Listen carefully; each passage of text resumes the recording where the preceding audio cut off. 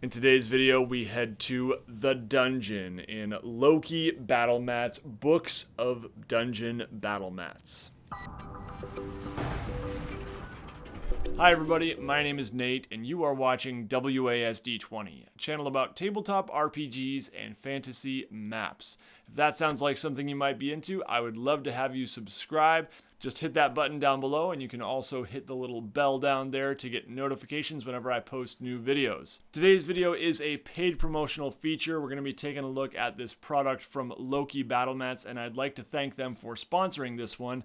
As always, however, it is my policy with sponsors to share my honest opinion about their products, even if there is some negative. Now, I first heard about Loki Battle Mats when they made these, their previous product, the Giant Books of Battle Mats. They're great products, very versatile, but today we're going to be digging into their latest project. Their latest release is the Dungeon Books of Battle Mats. This is a set of 2 books, 80 map pages, endless options, open and roll, it says. I also want to note that as I speak here, Loki Battle Mats is preparing for their next Kickstarter, which is called Towns and Taverns, and it's another dual set of battle map books.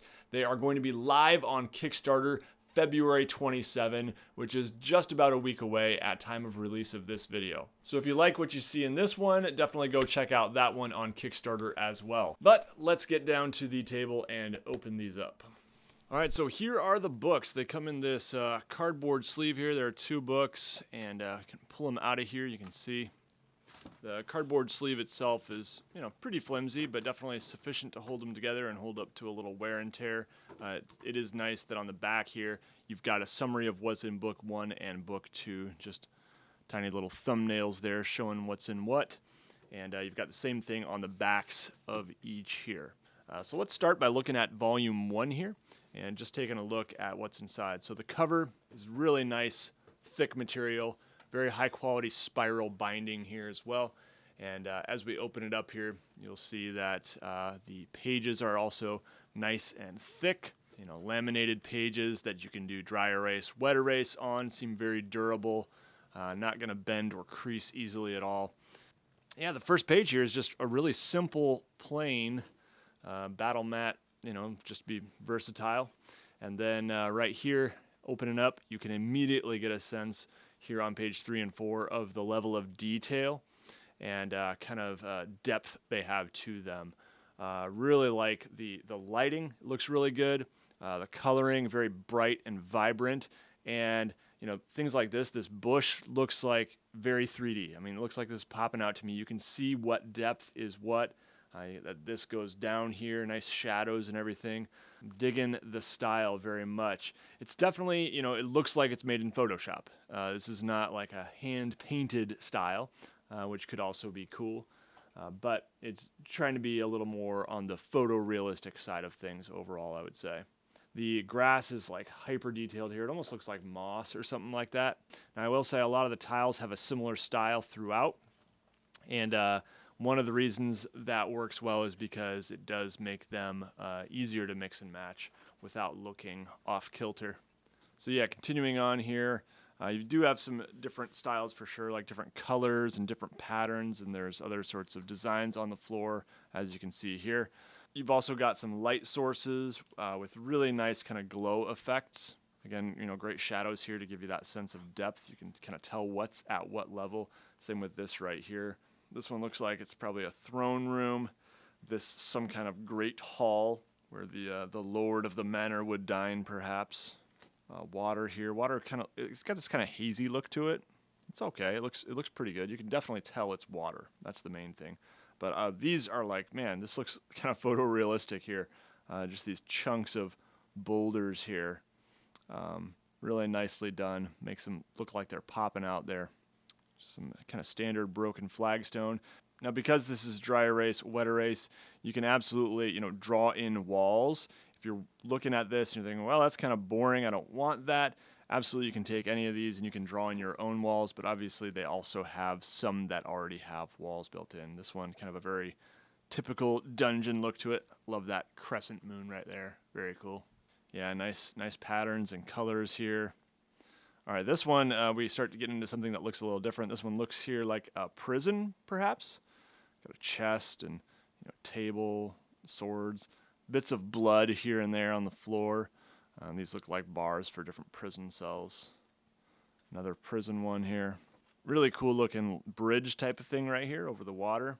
Some nice kind of environmental effects, broken wall there so the players can jump down into the water and back up over here.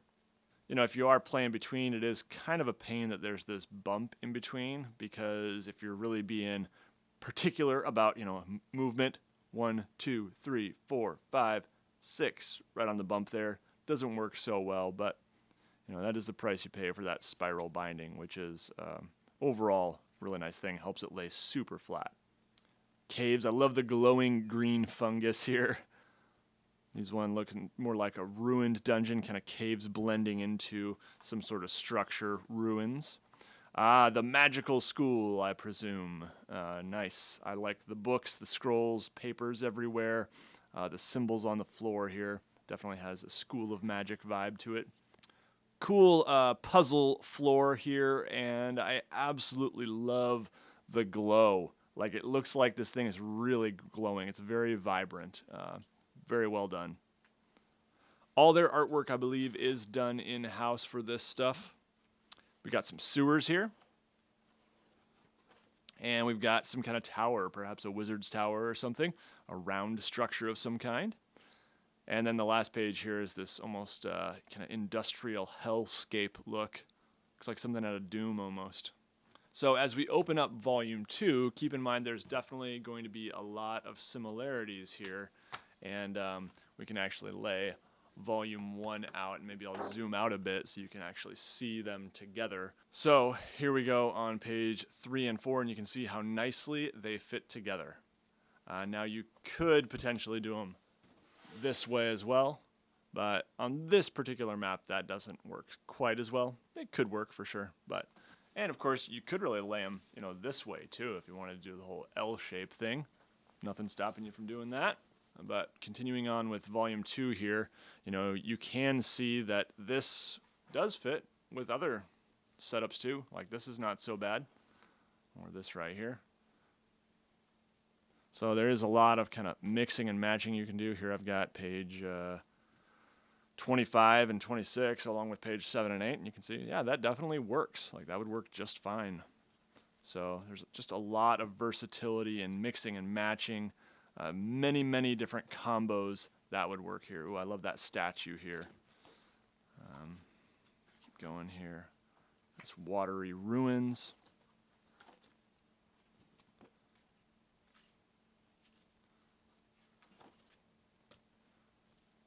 This kind of bloody grate down there. Looks like, again, maybe part of the prison, perhaps, or part of sewers.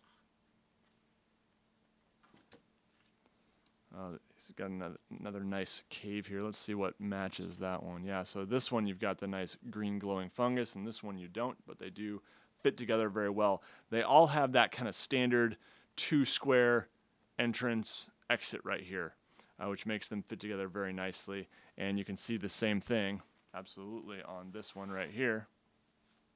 So again, a lot of different kind of combinations you can use there, or even like this right here. Got enough table space, make it happen. Moving on here in Volume 2. Here's our School of Magic for Volume 2. Looks really nice. And look at this interesting kind of windy path here. Sewers to fit with those in the other book. And wow, the glow on these is so vibrant. Looks really nice. Very colorful. And there you have it. So again, lots of different ways you can mix and match these. It's worth noting that they could also fit with Loki Battle Mat's previous product, one of their earlier products, the Giant Book of Battle Mats. So this is a much bigger book here, and you could absolutely use them in conjunction with those in the previous one. So, the more of these you have, the more versatility you have, especially for an improv DM. I think these are a really valuable tool. But I definitely do see some quality increase, production value increase in these books versus this one. The art is just a little step up in the newer ones. Also, a quick note, they do have this giant book of sci-fi battle mats as well, which gets you more into the future and sci-fi if you run that style of game for anything. So, overall thoughts on these books here. I think they're really good. I do like them a lot. I think they're really going to be helpful for the improv DM or for the DM who maybe doesn't have much time to prep and just wants a quick dungeon. If you're struggling to get inspired and you just want a quick dungeon, pull some of these out. Boom, you're good to go. You've got your dungeon. You can kind of plan your encounters based on what you see when you're just flipping through the book. And that can be just great for your own DM prep. However, if you are someone who is running modules or you are drawing out your own dungeons and really want to specifically recreate that at the table, you're going to have trouble doing that with these books. Sure, you could use your dry erase marker and use the plain ones here, things like that, to draw your own, or even some of the more plain-ish ones like this. You could draw in your own walls. You could certainly lay down sheets of construction paper if you say, actually, no, there's no rooms here.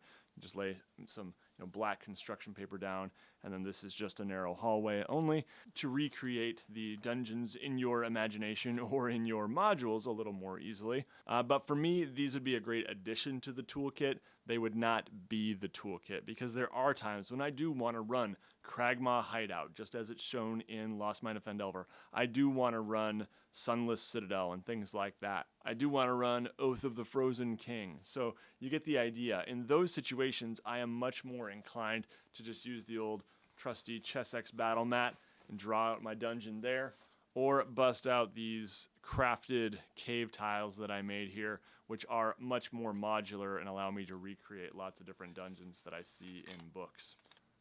Now, the price on these books is £35 on their website, which converts to about $45. So I do think that's a good value for what you're getting. And if you think that these would make a good additional tool for your toolkit, then I definitely encourage you to do that. Again, for the improv DM, I think something like this is going to be really invaluable. Just having that ability to keep them near the table, and if you need a dungeon on the fly, your players will always surprise you and take you into unexpected places, and some of those unexpected places could easily be found within these Loki Battle Mat dungeon books. So yeah, definitely go check them out. You can also find them at your local retailers. They're coming to game shops in the US.